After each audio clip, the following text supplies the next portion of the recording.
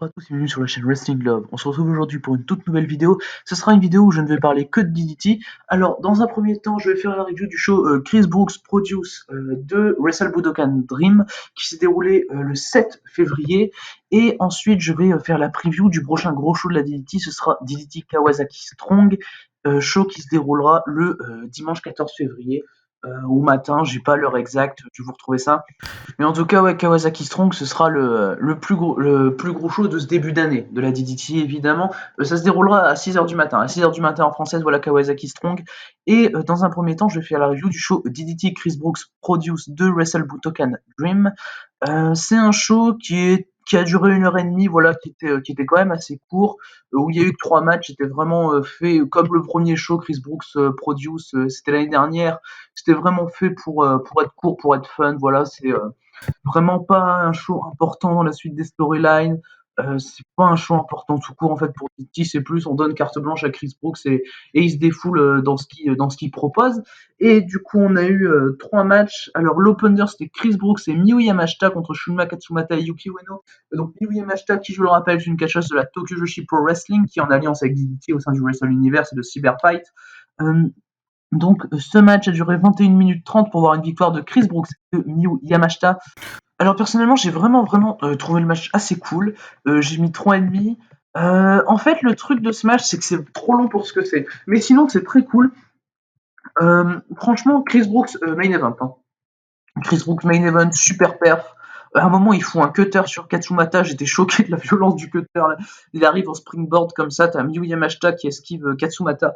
Et Brooks, il arrive, il fout son cutter. J'ai trouvé ça fantastique. Il a des super coups de genou également. Chris Brooks, il était vraiment super dans le match, comme j'ai dit. T'as Yamashita, je trouve qu'elle était un peu en dessous de ce qu'elle pouvait faire d'habitude, hein, clairement. T'as un moment, elle botche un peu une German suplex et tout. Tu sens qu'Yamashita, elle est pas à 100% comme elle peut l'être quand elle catch habituellement le DGP. Par exemple, tous ses kicks, tout ça, j'ai trouvé que c'était un peu moins impactant que ce qu'elle peut faire d'habitude. J'étais un peu déçu de la performance de Miyu Yamashita honnêtement, mais bon, j'arrive quand même à mettre 3,5 parce que le match dure 21 minutes et certes c'est un peu trop long, mais ça reste assez intéressant quasiment tout le long. Voilà, la fin, ça tire, tu sens que ça tire vraiment sur la fin. Mais franchement, le match reste bien intéressant, bien cool. Victoire logique de Brooks et de Yamashita, qui est une équipe très solide sur le papier. Euh, Yuki Ueno a fait une super perf également, j'en ai pas parlé de Yuki Ueno dans ce match, mais Yuki Ueno a fait une très très bonne perf, ça c'est pas surprenant vu son niveau. Yuki Ueno, l'un des catcheurs qui représente un peu le futur du Puro, et il a contribué également au fait que j'aime beaucoup ce match. Ce match qui est évidemment le plus long du show, plus long que le main event. Ça m'a fait un peu déçu que ce match soit plus long que le main event, mais bon voilà pour ce match porté par Brooks et Yamashita assez logiquement. On va ensuite passer au deuxième match du show. Le deuxième match du show c'était Hyper Misao contre Mecha Mami. C'était un match vraiment assez comédie à fond, comédie, ce qui n'est pas surprenant quand on voit Hyper Misao. Mais franchement, qu'est-ce que je me suis marré devant le match. Je me suis tellement marré que j'ai foutu 3,5. Certes, bon, c'est pas la chose la plus notable en soi, c'est une autre échelle de notation. Enfin, c'est un match qui est vraiment bizarre. C'est un peu un false count anywhere. C'est même un false count anywhere qui a duré 9 minutes et qui s'est fini en no contest parce que les deux se sont attachés en dehors du ring. Enfin, je sais pas, j'ai pas trop compris cette fin. Et t'as de la fumée d'un seul coup qui les envahit les deux et t'as l'arbitre qui arrête le match. J'ai trouvé ça juste drôle en fait pendant tout le long. Tu sens vraiment que les deux s'amusent. Mecha Mami, en fait, son personnage, c'est d'être un peu un robot.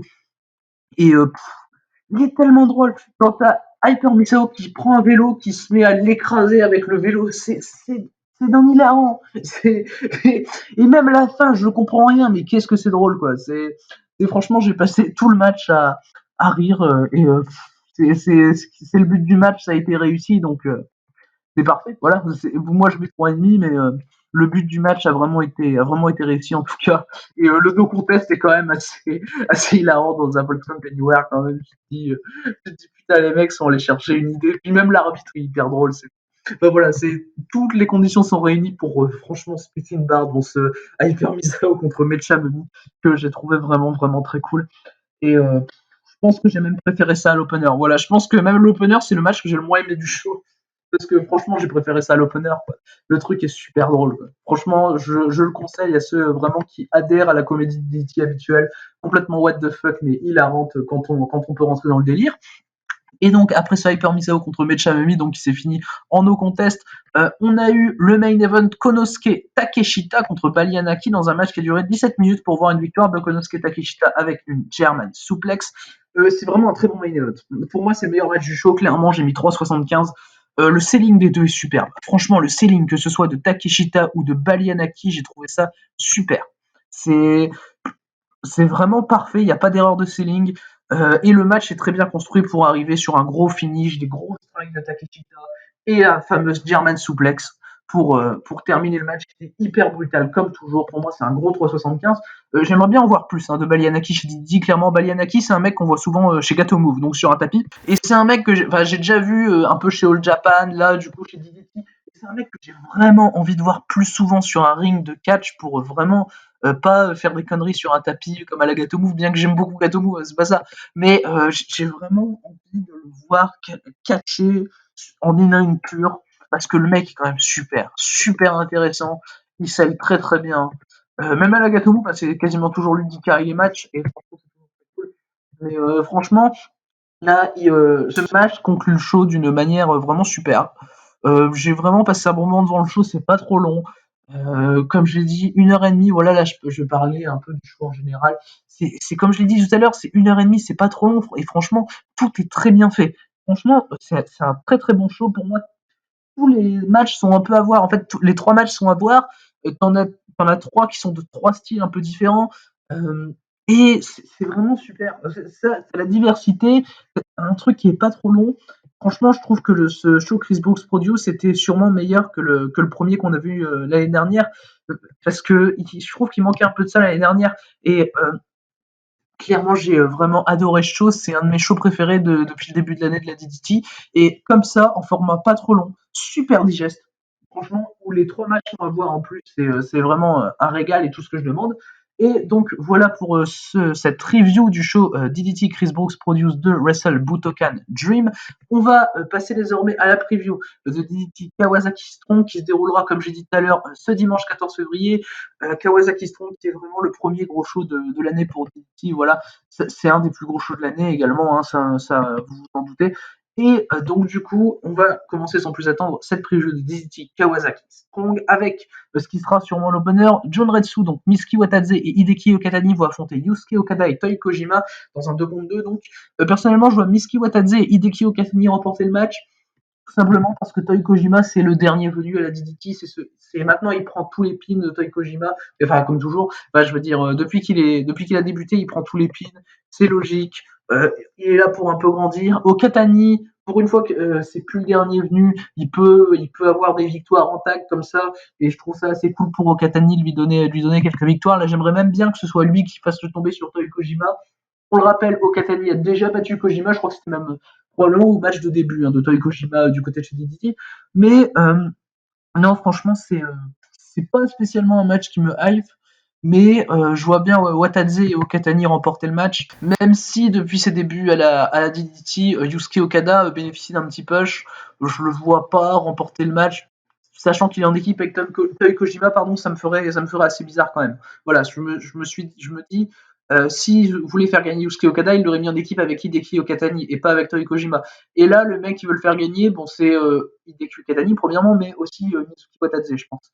Donc voilà pour ce premier match qui est malgré tout assez rapide à pronostiquer étant donné de la présence de Toi Kojima.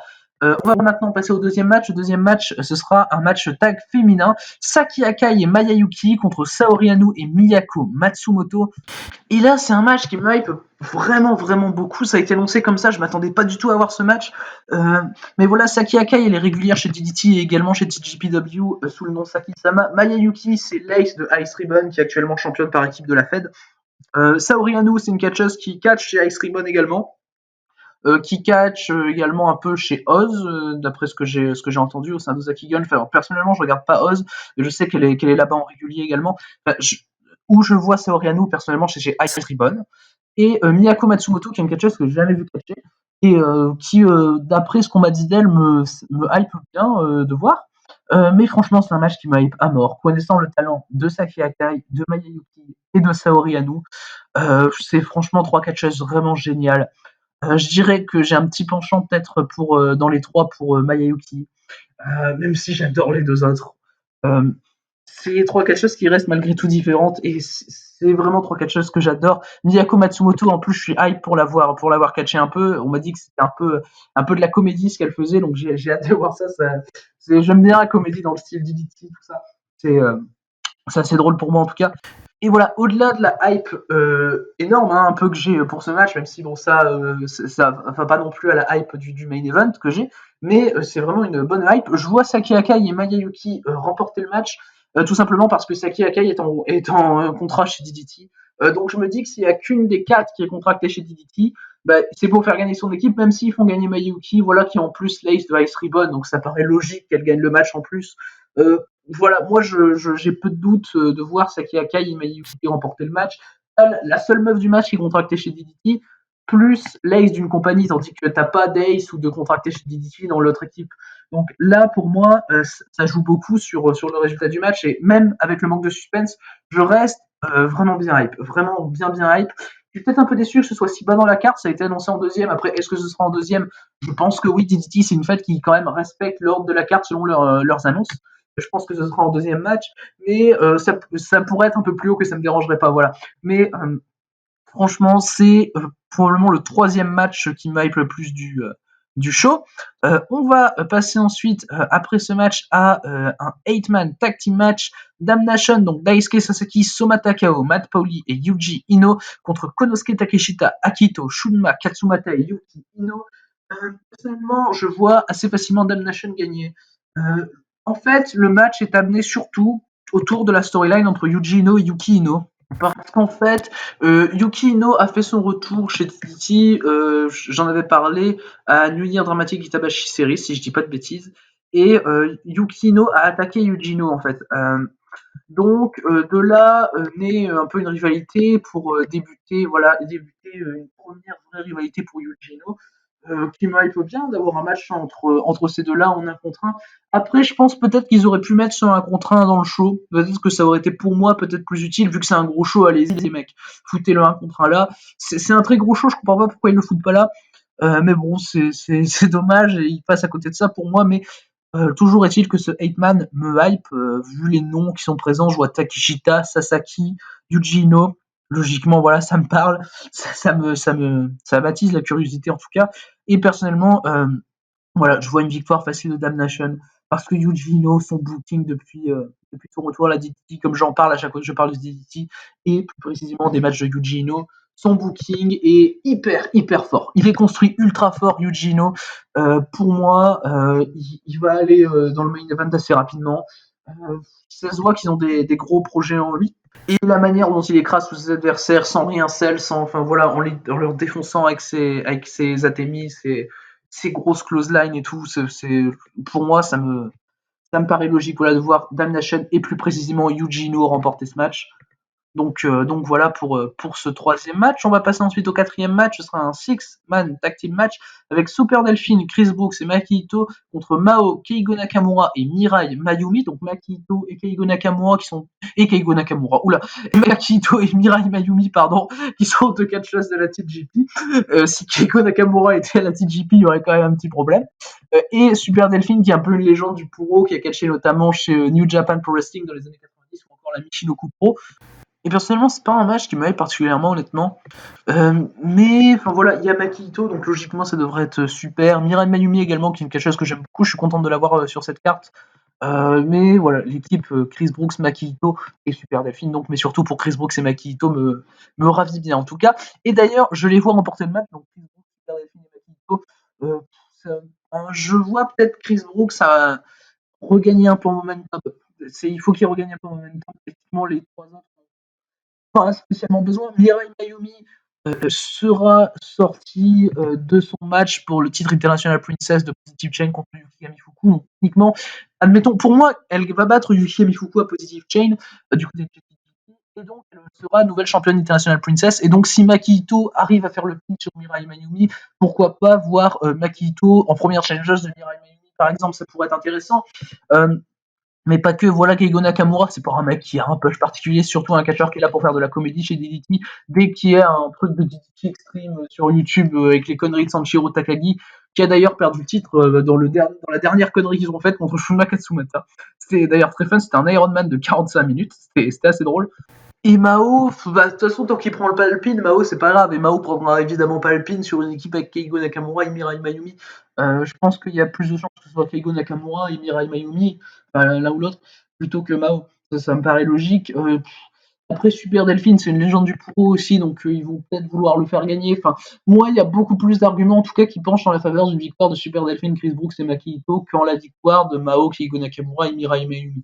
Enfin, voilà, surtout que Maki Ito, ça aussi, il faut le prendre en compte. Malheureusement, Maki Ito va faire un tournoi chez AEW pour déterminer la prochaine challengeuse au titre féminin d'Hikaru Shida, voilà.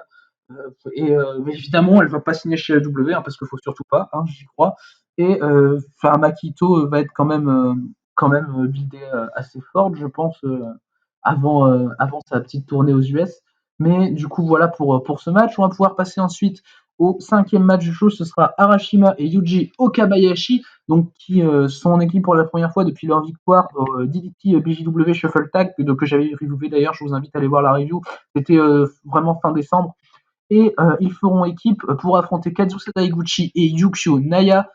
Et pour ce match, évidemment, en voyant les noms, je vois Higuchi et Yukio Naya perdre, tout simplement parce que tu as 3 noms qui peuvent avoir un push. Tu as Yuji Okabayashi, que je ne suis pas régulièrement puisqu'il catch régulièrement chez BJW, Arashima, qui est quand même une légende de la DDT, Kazusa Higuchi, qui est bien push en ce moment, mais tu as également Yukio Naya. Yukio Naya, qui est pas spécialement push chez DDT, voilà, qui est plus en lower mid-card, et qui va pour moi prendre le pin pour son équipe, évidemment. Donc je vois une victoire d'Arashima et de Yuji Okabayashi. Surtout que depuis leur victoire au Shuffle Tag, donc ils font tag pour la première fois, mais surtout j'ai l'impression qu'ils veulent les lancer en tag régulièrement chez DDT. Ce qui me ferait bien plaisir d'ailleurs. Et voir Arashima et Okabayashi en équipe régulière chez DDT, pour moi c'est quelque chose qui est absolument pas impossible. Et ce, depuis leur victoire au Shuffle Tag, où ils avaient battu en finale, il me semble, Yasafumi Nakamura et Yuki Ueno. Mais ils ont même un nom d'équipe, c'est Smile Pisari. Donc je me dis quelque part, ça va sûrement le faire. Voilà, ça va sûrement le faire. Et puis de toute façon, Yukio Naya est dans le match, donc évidemment, pour moi, il va prendre le pin. C'est pas Arashima ou Okabayashi qui va se faire pin selon moi. Et puis Kazusa Higuchi, c'est quand même un projet pour moi pour le KD Openweight, mais un projet à long terme. Un projet à long terme, selon moi. Il est encore champion tag avec Yukio Sakaguchi. Et puis, justement, ce match peut amener à un match pour le championnat par équipe. Kazusa Higuchi et Yukio Sakaguchi qui défendraient contre Arashima et Yuji Okabayashi. Pour moi, ça peut être une possibilité à pas négliger, un truc qui est assez facile à construire, en tout cas pour DDT, et qu'il ne faut, selon moi, pas louper. Voilà, donc voilà pour ce match. Donc je pronostique évidemment Arashima et Yuji Okabayashi. On va passer maintenant au 6e match du show. On commence les 3 matchs de championnat qui auront lieu lors du show avec le KOD 8-Man Tag Team Championship, anciennement le KOD 10-Man Tag. Il me semble que c'est une nouvelle version du 10-Man Tag, parce que sinon je vois pas ce que ça peut être. Sanshiro Takagi, Danshoku Dino, Toru Owashi et Makoto Oishi contre Shinya Aoki, Super Sasadango Machine, Antonio Honda et Kazuki Hirata. Et comme vous l'aurez, je m'en doute, compris, c'est un match qui va être basé sur de la comédie. Ce qui est pas étonnant quand on voit que 4, 5, 6 des 8 catcheurs sont régulièrement des catcheurs comédie du côté de chez DDT. C'est pas étonnant. Enfin voilà, j'ai hâte de voir les conneries qu'ils vont foutre avec Sanshiro, Hirata, Danshoku Dino, Antonio Honda. Clairement, j'ai vraiment hâte de voir ce qu'ils vont foutre comme conneries encore. C'est vraiment un match qui va être là pour calmer un peu entre le gros tag d'avant et les 2 gros matchs de championnat pour finir le show. C'est un match, en tout cas pour moi, qui va être très drôle, qui me hype vraiment beaucoup. Franchement, je suis beaucoup hype. J'ai hâte de voir ce qu'ils vont pouvoir encore nous faire, les 8 là. Parce que franchement, ça peut aller dans l'extrême. Ça peut vraiment aller dans l'extrême et je pense que ça va être très drôle. Alors moi, personnellement, je vois quand même une victoire de Sanshiro Takagi, Danshoku Dino, Toru Owashi et Makoto Oishi.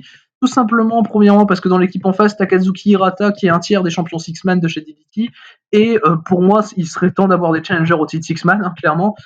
Et même si, quitte à faire un gros match comédie, Sanshiro, Dino et Ohashi contre Hirata, Kito et Shota, pour les titres Six-Man, allez-y, faites-le. Voilà, c'est pas ça qui va me déranger. Makoto Oishi, on sait que c'est également probablement un projet du côté de chez DDT, étant donné qu'il a même battu Tetsuya Endo durant le Dio Grand Prix, qu'il a l'air d'être push de façon à avoir une chance au titre de Tetsuya Endo.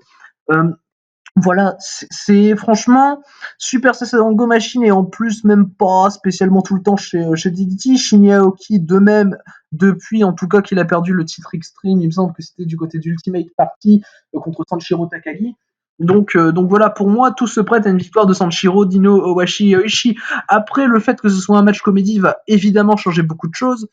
Et d'ailleurs, je me demande encore quel délire ils vont faire. Mais voilà, c'est comme ça, vu la composition des équipes, je me dis pourquoi pas Sanshiro, Dino, Washi et Oishi. Pour moi, c'est ce qui me paraît le plus probable.